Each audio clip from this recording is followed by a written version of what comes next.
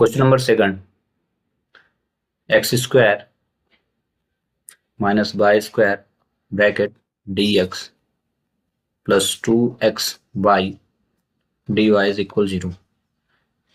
इसका आपको समीकरण ज्ञात करना है।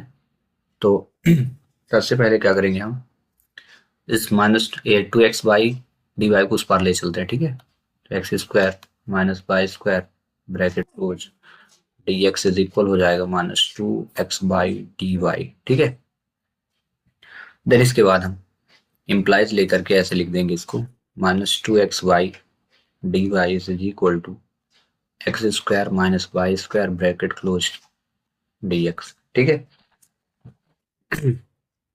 देन dy अपॉन dx निकालेंगे हम, dy upon dx is equal to X square minus Y square upon हो जाएगा माइनस 2xy।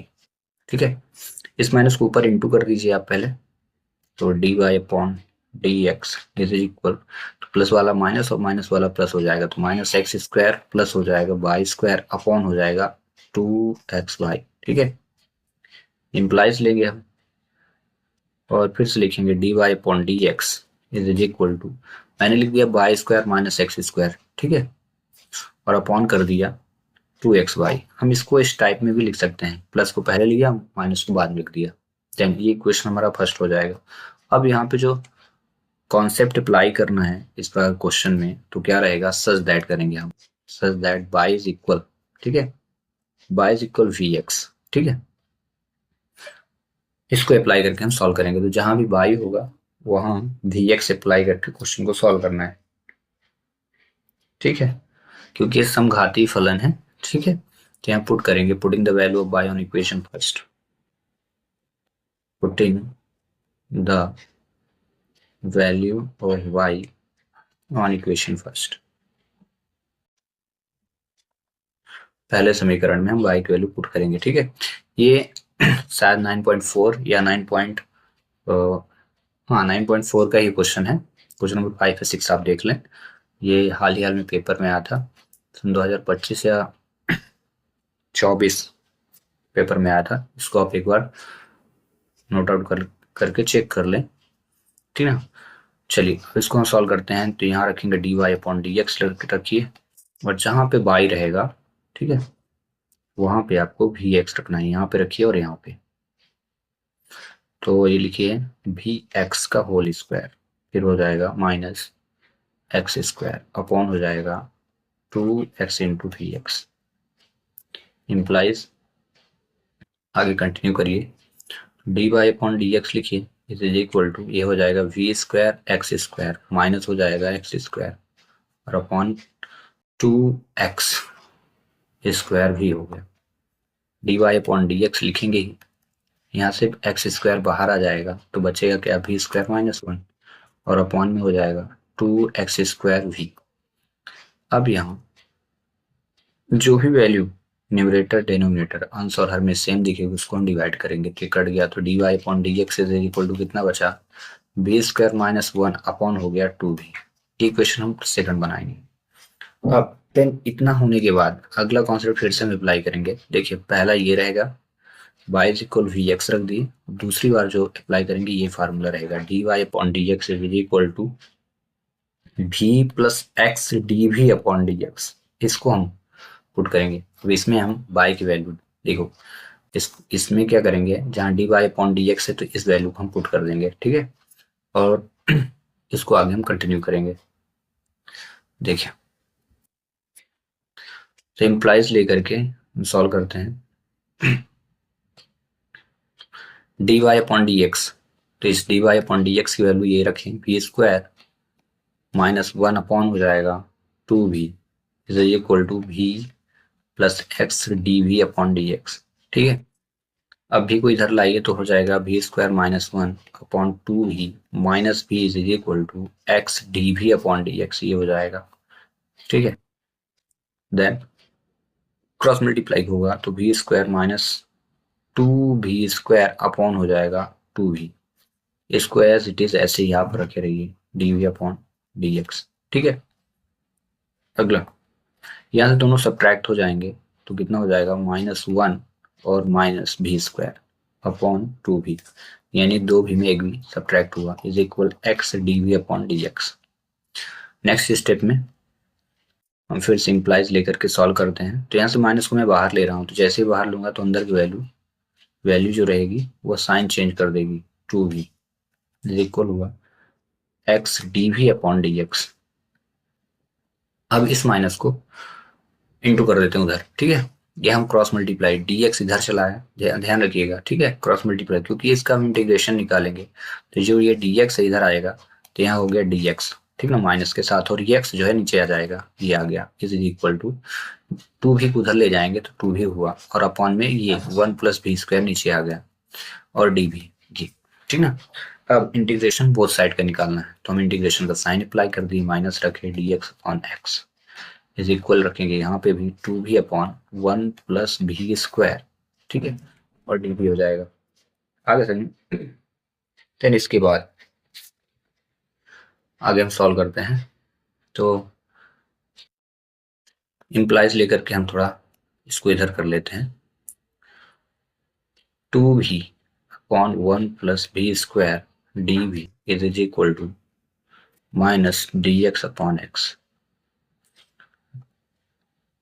देन यहाँ पे लेट करेंगे अब हम, तो लेट क्या करेंगे, let 1 plus v square is equal to t, तो हो जाएगा 2v dv is equal to dt।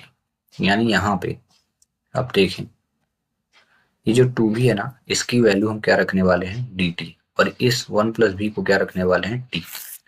तो यहाँ देखिए चेंज करते हैं, तो ये हो जाएगा इंटीग्रेशन, ठीक है। फिर इंटीग्रेशन के बाद dt अपॉन क्या हो जाएगा, t is equal to minus, इसका हो जाएगा log x प्लस हो जाएगा log c, ठीक है। देन इसके बाद इसका भी हो जाएगा log ये t है, ठीक है, तो log t हो जाएगा is equal to minus log x और प्लस log c आप रखें। इसके बाद यहाँ माइनस नहीं होगा क्योंकि ये ऑलरेडी प्लस में था, तो माइनस नहीं प्लस ही रहेगा।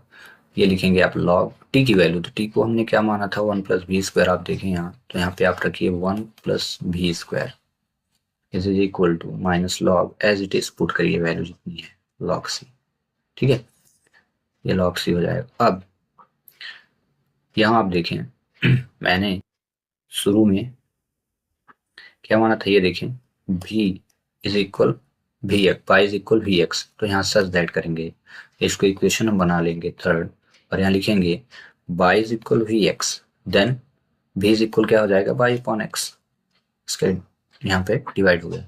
तो अब जहाँ पे भी v होगा वहाँ हम ये वाई अपॉन एक्स रखेंगे, तो putting the value of v on equation third, यहाँ पर रखें putting the value of v on equation क्या हो जाएगा, थर्ड। तो चलिए रख देते हैं, तो अब यहाँ से हम रखते हैं, ठीक है।